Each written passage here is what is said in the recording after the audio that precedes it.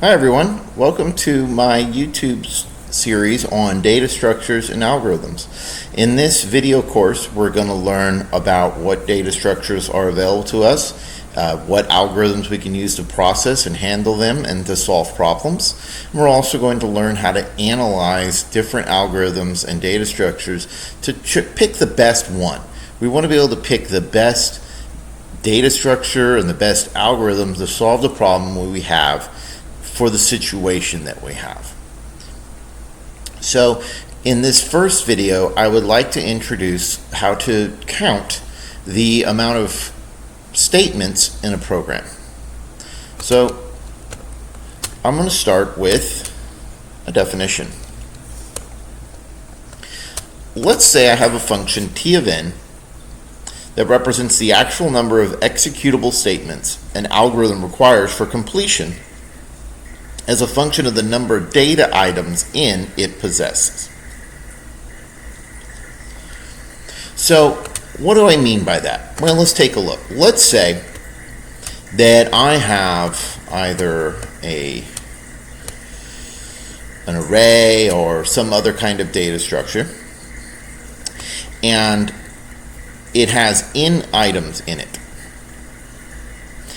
And I have an algorithm that will do some work with this data structure, and that algorithm is 2n. What does that mean? Well, that means that if I have 10 pieces of data in my data structure, maybe 10 students in my gradebook, then to perform this particular algorithm, to complete this work, would take 20 statements. Well, let's jump right to an example. All right, so I have an algorithm. This is a method written in Java that returns the first element in an array that is passed to it as an argument here, or as a parameter. So when you call this method, you have to send it an array, and it will return the first element, which is accessed by r bracket 0. Well, the question is, how many statements does this take? Well, the answer is that it takes 1. It doesn't matter how big the array is. This array could have 100 items in it. This procedure, this getting the first element, is only going to take 1 statement. And I want to make sure you understand that this could be get first, it could be get middle, it could be get the 17th. It would all still be just 1 statement. It's not just 1 statement because we're getting the first item. Okay, here's another example for us to look at. Okay, here's another example. This time we are checking the condition of the parameter that we receive from whoever calls the method.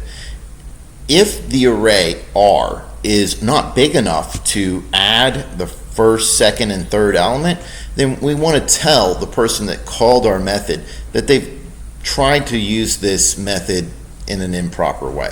So what we do is we throw, that's the word there, we throw an exception. And I'm using an illegal argument exception so that they know that the problem is with their argument. This here r is a parameter, or you'll also refer to them as arguments when you call the function. And that is that the array must be a length at least 3. So they've got they've given us a bad parameter, or using a bad argument. There is a slight difference between those two words, but you can pretty much think of them as the same. Well, so it's not exactly just simply counting semicolons. We need to think of in terms of steps that the algorithm takes. I'm going to go ahead and call this 1 step here. It doesn't end in a semicolon, but this is definitely a calculation. Now, if the array is big enough, then we're going to jump down to here, And we are accessing 1, 2, 3 different places of the array. Each one of these accessing portions here could take a specific amount of time, but for an array, the access is pretty much instant. So we're just going to call this one statement here as well. So what I'm going to claim is that this function has a t of n of 2. It takes it a couple different steps. And in general, I'd like to follow this trend that we take any kind of mathematical operation, don't count this as 1, 2, 3, let's count this as one step. Later on, where we're headed, we'll see that that won't really matter anyway, how we separate them. We're just trying to get a feeling. All right, well, here's another one. We've got a function here, a method, that takes in 1, 2, 3, 4 parameters.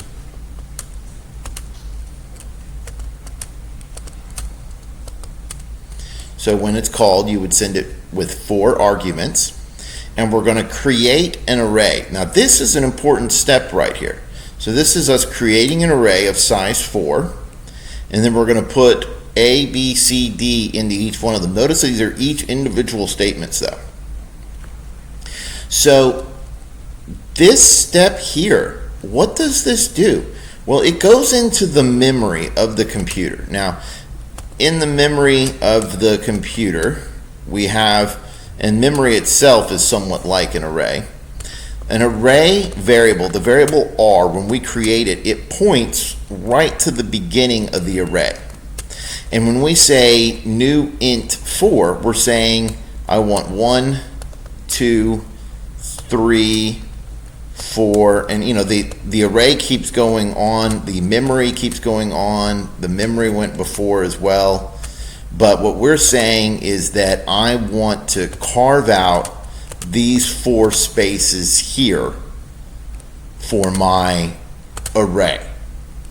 So we're reserving this memory. Well, in order to do that, we need to store these values as something. So what it's going to be stored as is zeros.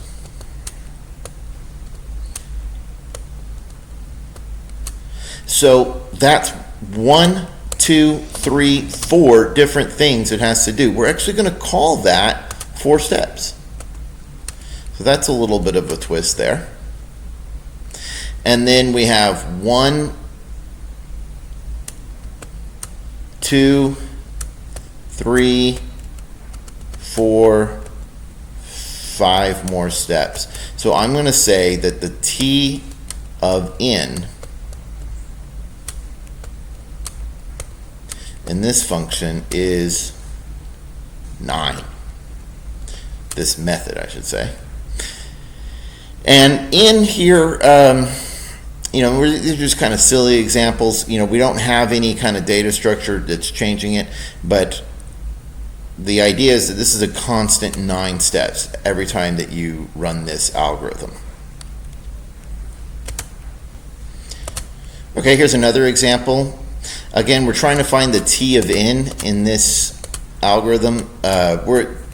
I'm not using the n in this particular example. We can assume that maybe there's some array somewhere, but whatever it is, you call this function. There's 1, 2, 3 different parameters, and we're going to divide a by 4. We're going to add it with b times c and return that. Well, all this math here, we're just going to call that one statement. We're returning it 1 semicolon. So this is just 1.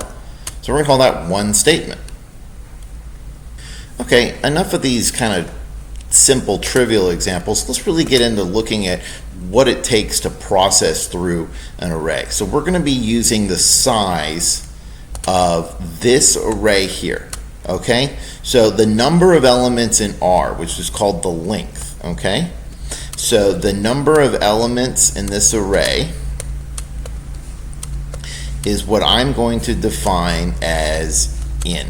And we're going to really get into this process now of trying to figure out how many statements are required to complete this method for an array of size n.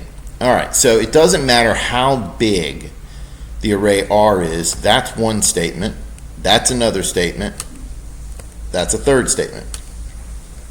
Okay, but here's where things get a little more complicated. We've got a for loop. So this int I equals 0, this is the variable we're going to be using to kind of count with in our loop. Well, this statement here, remember when you make a for loop, the first part is only done once. We create a variable that we want to count with. This statement here is checked every single time. So I'm going to highlight that in yellow. What I'm highlighting in yellow here, this is going to be checked every single time, and every time it's true, we're going to do the code inside these curly braces. And then lastly, we have this statement here where we change the variable, and this will be done every single time the code in the curly braces are executed. So here we have int I equals 0. Well, that's only going to happen one time. Okay, so you know what, actually we'll add all these up later. So let's just count these here as that was a total of 3. Okay, well, so we're done. I'm going to put that right here because we're going to need that. Well, what are we going to add to it? Okay, here, this int I equals 0, it is going to create, that's a statement, it ends in a semicolon, it's creating a variable, that is when we need to count. Okay, I'm going to put it there, I'll mark it in blue so we know that it referenced it, but it's only going to do that one time. Okay, now, I less than array.length. Well, let's say that the length of the array was 4. When I equals 0, 0 is less than 4. It's going to do that one time, and then it'll do the work in the curly braces. Then, when it says I becomes a 1, okay, 1 is less than 4, so now it's done it twice. Then I will become a 2. 2 is less than 4. It's checked I less than R length 3 times. Okay, then I becomes a 3. 3 is less than 4. So it keeps going. Then I becomes a 4. And only when I becomes a 4 does this become false. And when it becomes false, we'll stop doing this code. So in reality, if the length of the array was 4, it would actually check this statement I underlined in yellow 5 times. Or in general, we're going to say it's going to do this n plus 1 times.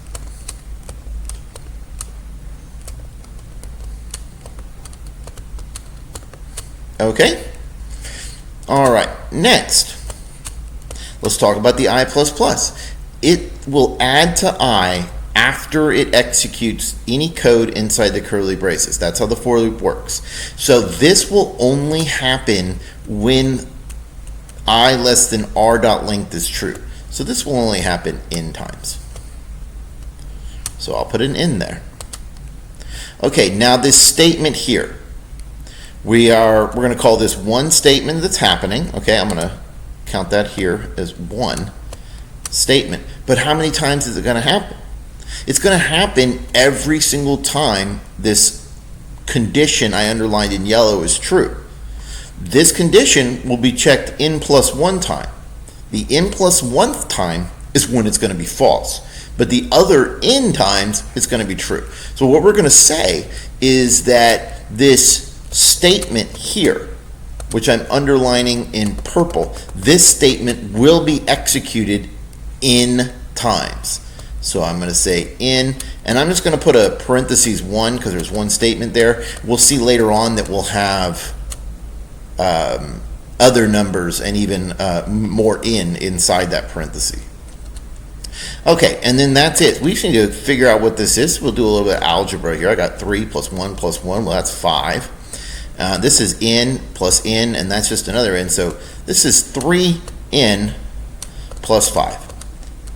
So you can see that the bigger the array, the more steps this algorithm requires to be completed. And as the size of the array increases, a number of steps is going to triple. So if the array was 100 in size, we're expecting to be around 305 different statements. If we end up doubling that array to 200, well, then we're all the way up to 605. And that's this trend where I'll just draw a little XY axis, and we can see that as the number of data items is increasing, this steps required to solve it is going up. And that's an important thing for us to consider. So if we want this algorithm to run quickly, the size of this n is something we may want to take into consideration. All right, here we have another example. We're going to keep ratcheting up our difficulty levels here. But don't worry, stay with me. Eventually we're going to find a way to get a really good answer without having to do as much math. But this is our foundation, and we really want to make sure that we have a good intuitive feeling for what our programs are doing. All right, so we've got another array right here as a parameter to our algorithm, and I'm going to be saying that n is equal to the length of the array called nums. And so that's what we're really looking at. We're looking at what happens to the performance of this algorithm as the size of this array changes. Okay, so regardless of the size of the array, it looks like we have a couple of statements right here that are going to be executed, and those don't seem to depend on the size array. So I'm just going to put down a 2 right there. We're going to add all this up. We're trying to figure out the function for the number of statements, or I should say an estimate. Some of these things get really difficult to figure out, and may not be exactly right on our count, and really that's okay. All right, well, let's see here. We have int I equals b, I less than nums.length. Okay, so what's going on there? Well, it looks like that if the if the n value is less than, or if it's 4 or less, this is not going to do much at all. So we have what we would consider a t-min, right? So our t of n is really going to be simply 1, 2, and then this would be one statement, so 3, 4, and then 5. So this could be 5 if n is less than or equal to 4. So we have these conditions here, and this is normal.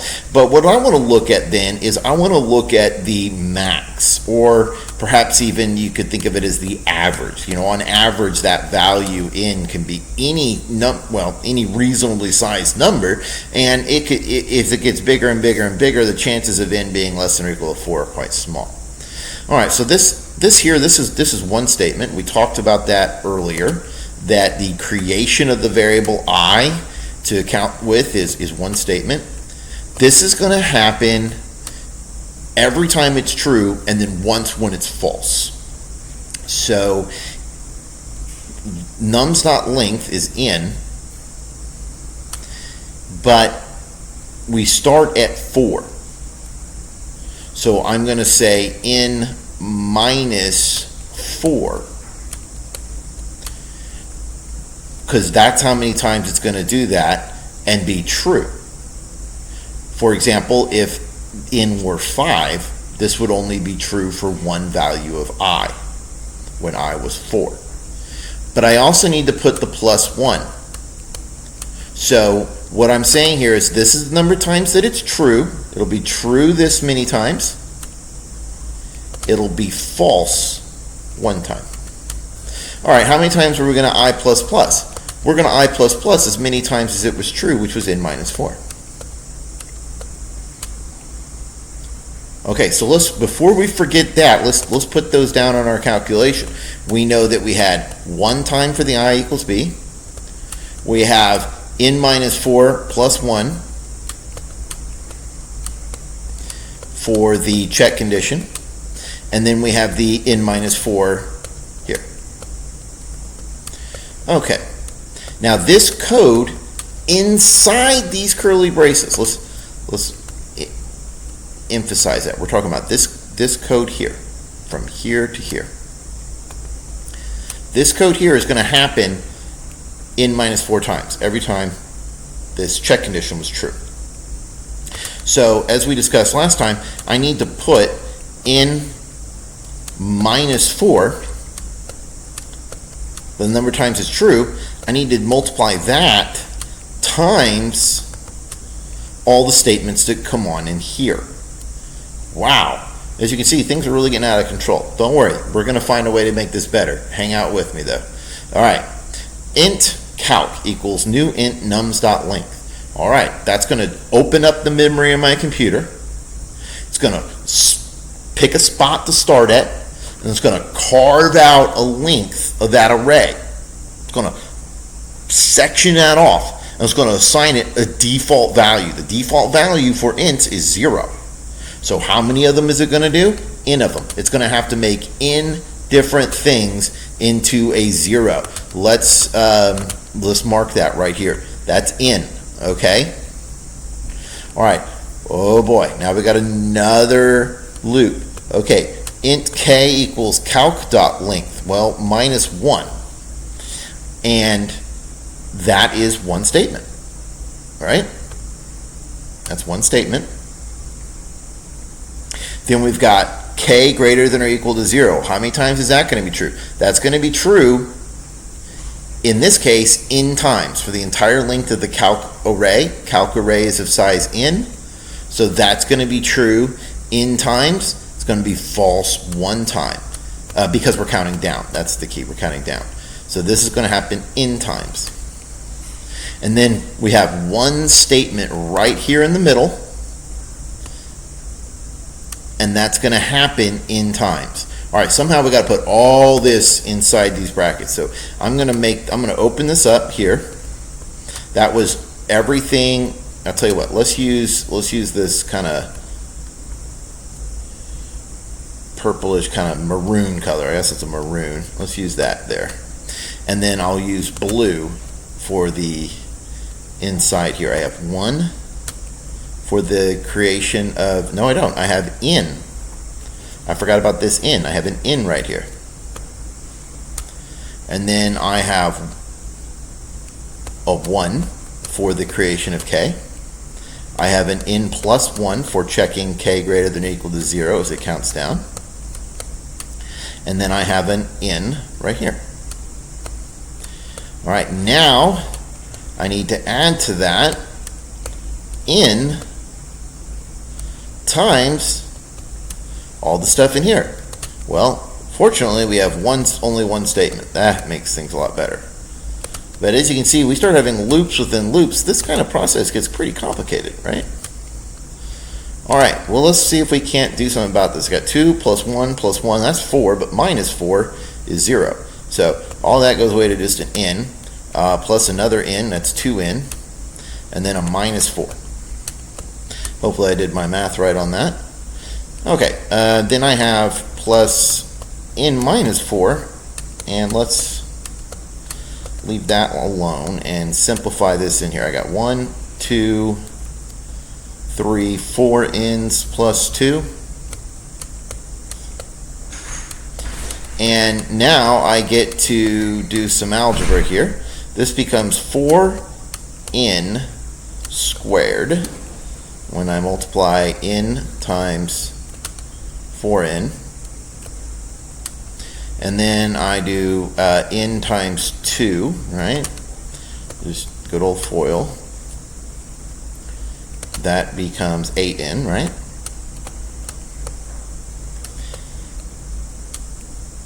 And then I need to do negative 4 times 4n. That's a minus 16n. And then a negative 4 times 2 right here. That becomes a negative 8.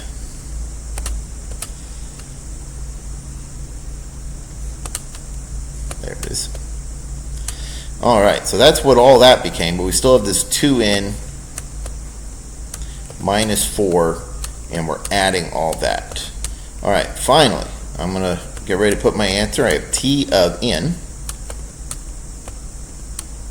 is equal to 4n squared plus Oh, not plus, actually.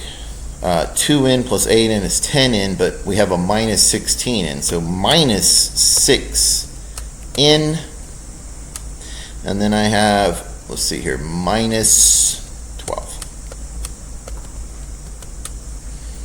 Okay, and that's it. Well, what exactly is that telling me? Well, let's look at a graph real quick. So this algorithm that we've devised here, scroll back up and see it right quick. I'm not exactly sure what my purpose was when I wrote this. You know, you could code this out and see what it does. But it's doing some work on an array.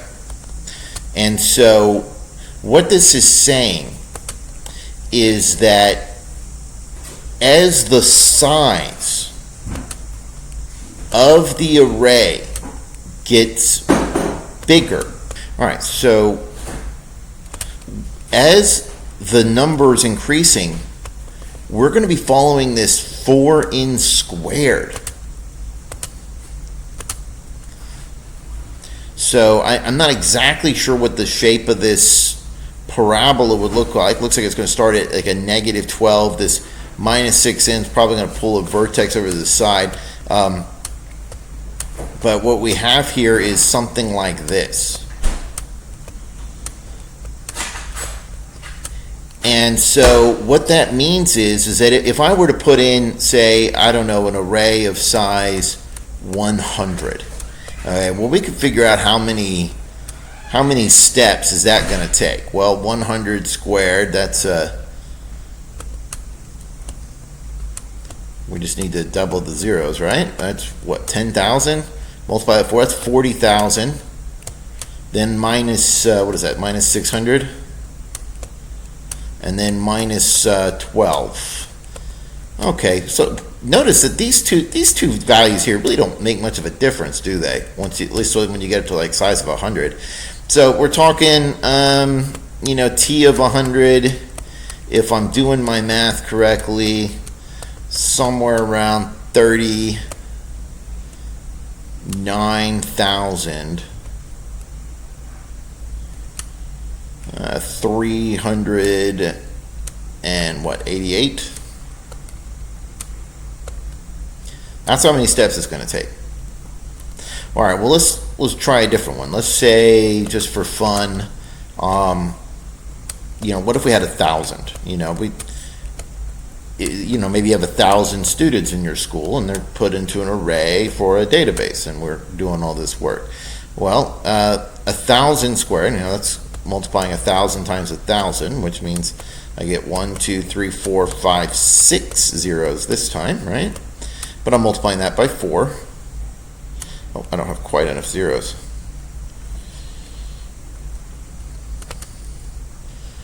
No, I only made 5. Oh.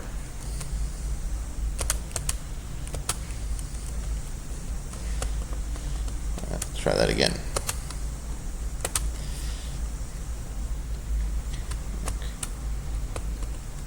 There we go. That's 4 million. Okay, now we got to do 6. That's minus 6,000. And then minus 12. Well, I tell you, this minus 12 at the end really doesn't make much of a difference at all, does it? So that means that t of 1,000